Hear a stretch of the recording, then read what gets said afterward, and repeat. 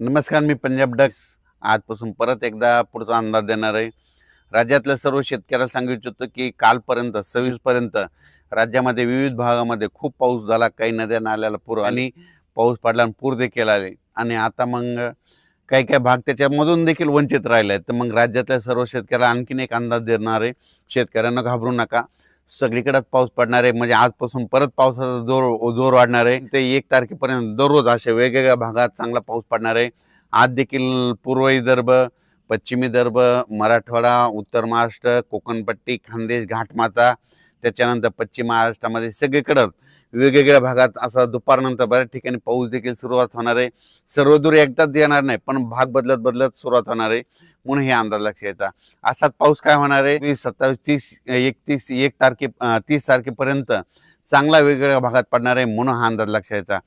तर जुलैच्या पहिल्या आठवड्यात आता तर हे पाऊस पडणार ते 30 जूनपर्यंत, पण जुलैच्या पहिल्या आठवड्यात मुंबई, त्र्यंबकेश्वर, नाशिक, त्याच्यानंतर अहिल्यानगर, संभाजीनगर, संगमनेर पट्टा, घाटमाता, पुणे ह्या परिसरात तर मुसळधार पाऊस पडणार आहे. त्याच्यामुळं हे तिकडला प्रश्न मिटल.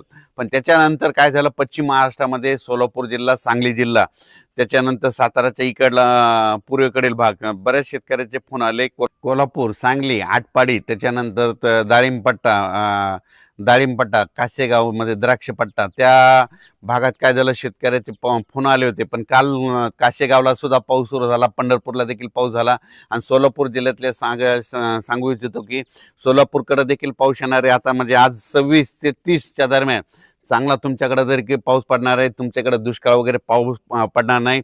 म्हणून सोलापूर जिल्हा, सांगली जिल्हा, त्या शेतकऱ्यांनी हे अंदाज लक्षात घ्यायचा. एकदम सगळीकडे पडणार नाही, दररोज वेगवेगळा भाग घेणार आहे. म्हणून हा अंदाज सर्व शेतकऱ्यांनी लक्षात घ्यायचा. त्याच्यानंतर मराठवाड्याकडं बीड जिल्हा, लातूर जिल्हा, परभणी जिल्हा, जालना जिल्हा, संभाजीनगर, नांदेड जिल्हा, हिंगोली जिल्हा आजपासून म्हणजे आज 26 ते 30च्या दरम्यान चांगला पाऊस पडणार आहे. पण जुलैच्या पहिल्या आठवड्यात देखील चांगला पाऊस पडणार आहे. म्हणून ह्या मराठवाड्यातल्या शेतकऱ्यांनी घाबरून जाऊ नये. ज्या भागात आणखीन थोडेफार गावं वंचित राहायचे असतील, आज देखील त्या भागात पाऊस पडल्यानंतर तुमच्या देखील पेरण्या होतील. म्हणून हे देखील सर्व शेतकऱ्यांना लक्षात.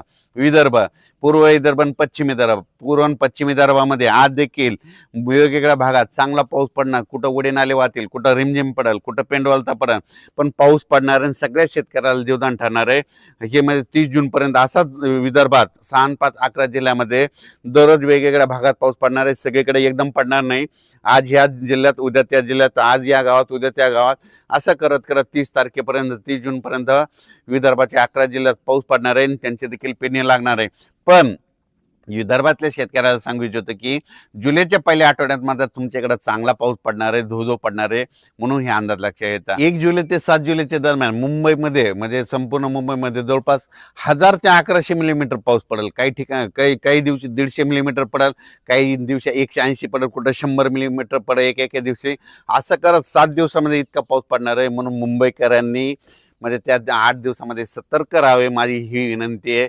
ज्या ठिकाणी तुंबतं पाणी, ज्या ठिकाणी साचतं, त्या ठिकाणी सगळ्यात काळजी घेण्याचं सगळ्यात. याच्यानंतर तुम्हाला काय केलं जाईल, पुन्हा आणखीन 1 तारखेला तुम्हाला आणखीन एक मेसेज दिला जाईल आणि कोणत्या टायमाला पाऊस येईल त्याचा सगळा डिटेल दिला जाईल.